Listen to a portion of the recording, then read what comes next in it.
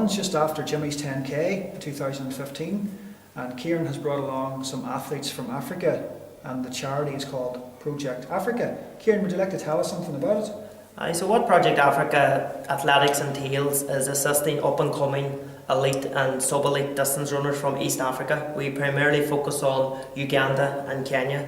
So August 2014 I travelled out to Uganda and Kenya, and I spent almost 4 months there, just doing a wee bit of field work on the ground, trying to get a full understanding as to why East African distance running is so strong in the world.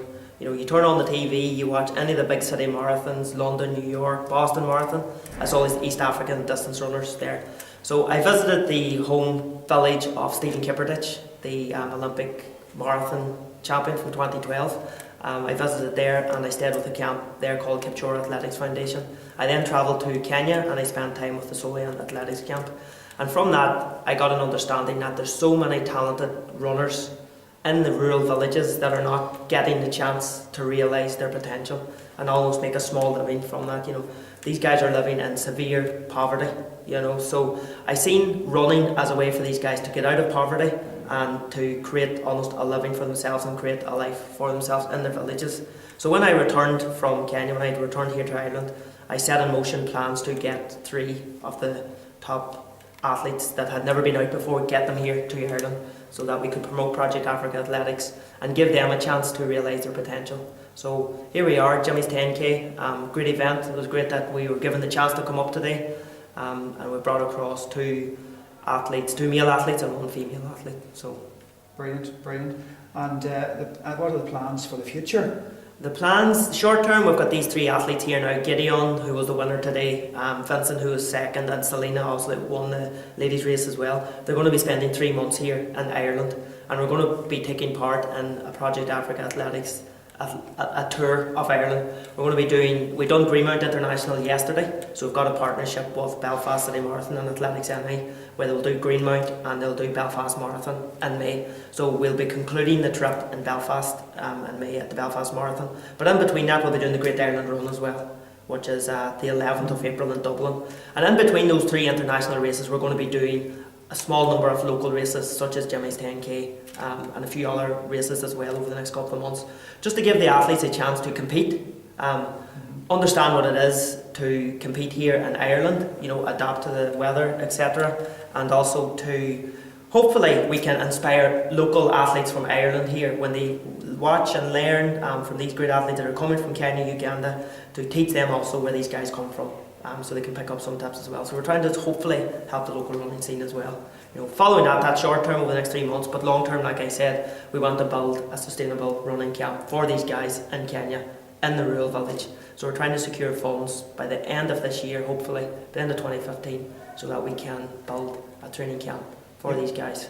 You had mentioned that life in Kenya and the rural parts of Kenya and Uganda are living in abject poverty. Yeah. And what would the typical salary be for a person living in that part of the world? The salary is pretty much nil, really, because these guys are living in the rural villages. You know, you go to Nairobi or any of the big cities, it's quite similar, living standards is quite similar to here. But deeper into the villages, there's no electricity, there's no running water.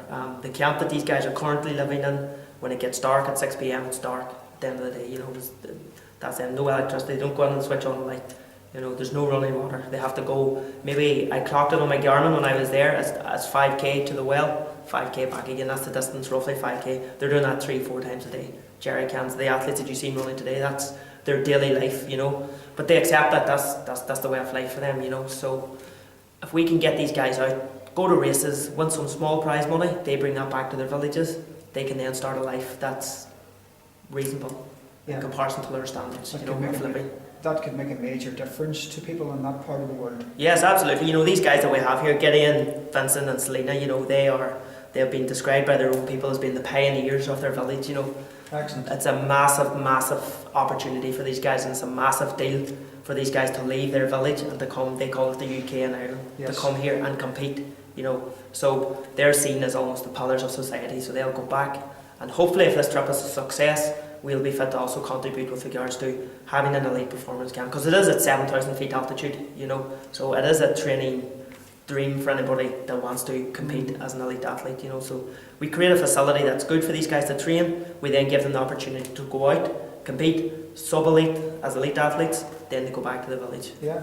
There may be a possibility for some Irish and UK athletes heading out there. Yes, absolutely. If we can get the facilities to send groups of athletes out, that is also a plan. I think at the moment, I've spent 4 months there. Best experience of my life. I would really encourage more people, if they have the opportunity, to go out and train with these guys, to live with these guys and get a full understanding as to why they are the top runners, why they can run 30 minutes, 30, whatever they've done today for the Jimmy's 10K, because it really is amazing, and it really is great to learn from the best, really. Absolutely. So. And you went out there initially for a 4-month period. Did you go out as a student, or? No, I was actually working at the Commonwealth Games, Glasgow 2014, so I worked there for 15 months, Yes. and then I finished there. My contract ended there because the games had finished, so I had some free time. So I've always had an interest in running locally. I've competed middle distance since I had been since a young age, so and I always had admiration for East African distance running. So free time after my contract had finished, I was like, let's head out and let's get an understanding to see what these guys are up to. So. Brilliant.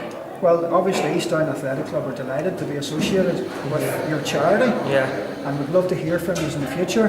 Yes, absolutely. Any races we're having in the future, I'm sure the guys would be welcome to come here. Yes, absolutely. The guys particularly really enjoyed coming to Jimmy's today.